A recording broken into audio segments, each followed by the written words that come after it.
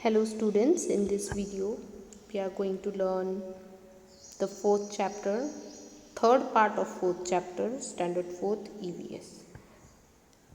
Now in the previous parts we came to know about how Amrita loved her trees, she was named, trees were her friend, and how trees were harmed because a king wanted wood for his palace to be built.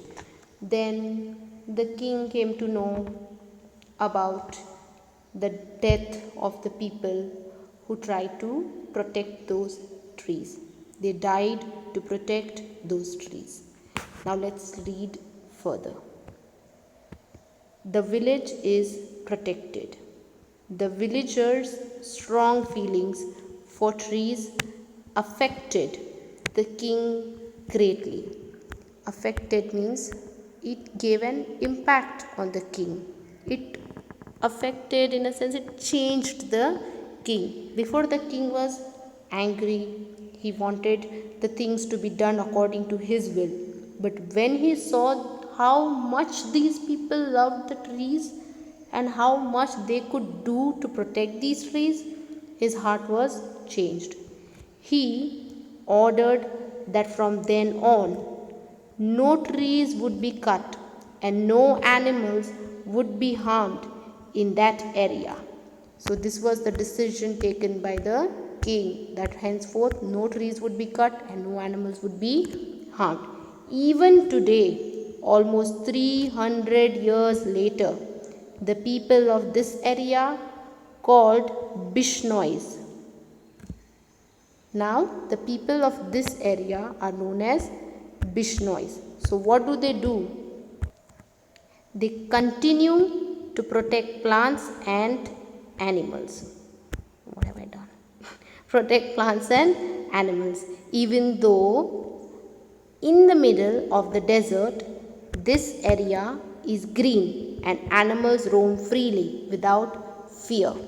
Now, because of the sacrifices done by Amrita, her children, and villagers, today this village is green even after 300 years. Can you imagine, after such a long time?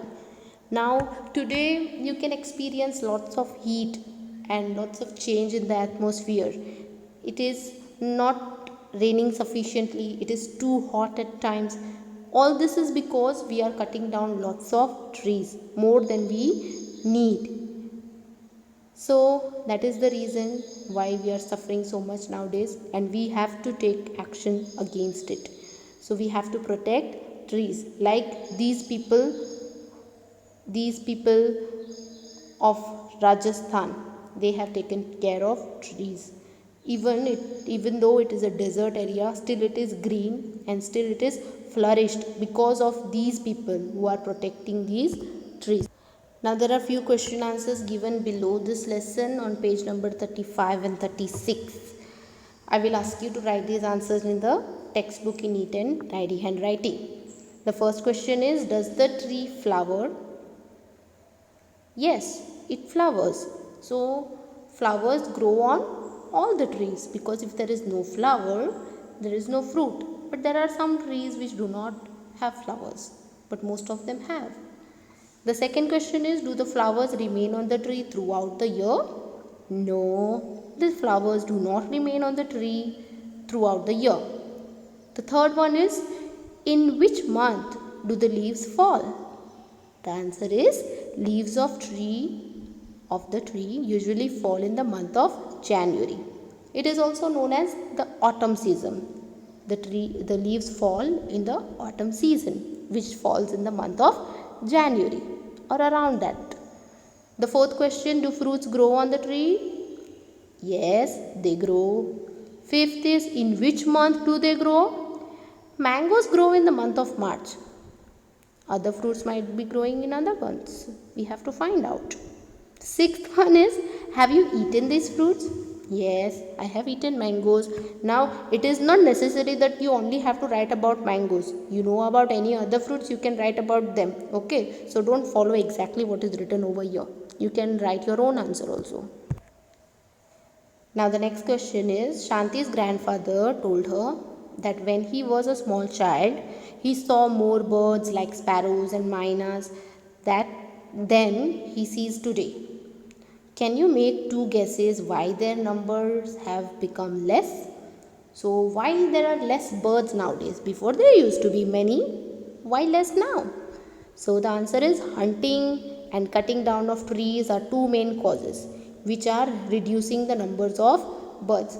Now main is cutting down the trees, because if there are no trees, where would the birds build their nest and from where would they get food to eat?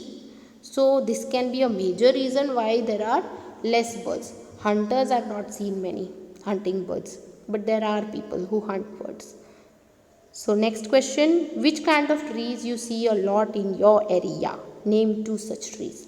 I see a lot of teak and mango trees in my area. Now you can write about the trees which you see in your area. Okay, don't follow the same thing. Find out more about these trees from your elders. Mango tree.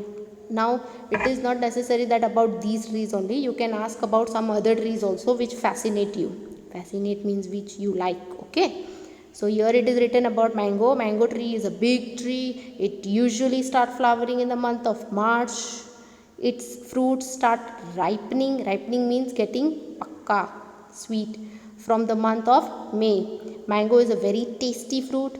Its branches are used as firewood. Mango's timber is used to make furniture also. Timber means wood, okay?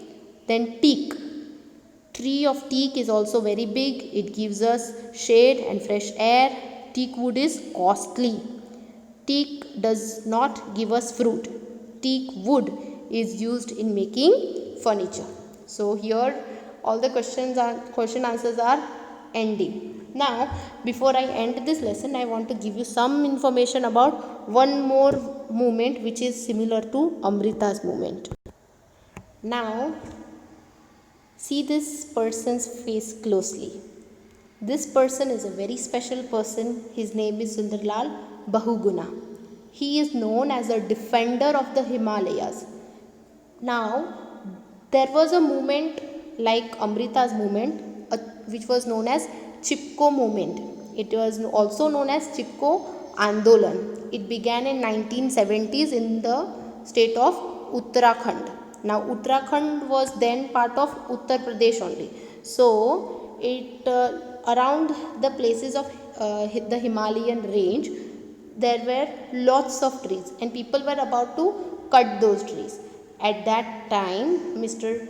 Sundarlal Bahuguna, he started a movement. It is known as one of the strongest movement to conserve forest. Conserve forest means to protect the forest. So they also did the same thing. There were many women and many men who joined Mr. Sundarlal Bahuguna to protect these trees. They went and hugged the trees and they would not leave the trees so that the people may not cut them. Now this is the picture of the real actual movement which had taken place. Can you see this woman, how they are hugging the trees? Now they knew that those men can kill them, but then too they went and they hugged those trees and they were not ready to leave those trees, because they knew if they will leave trees, then these trees will be cut down. And as the elders told in this lesson, agar पेड़ नहीं है तो हम भी नहीं है. If there are no trees, then we will also not be able to survive. Plants and animals can survive without us, but we cannot survive without them. So I needed you to know about this special man, Mr. Sundarlal Bahuguna, and about this special movement, the Chipko Andolan, in which they went and hugged those trees. They loved the trees so much, and this is what we have to do.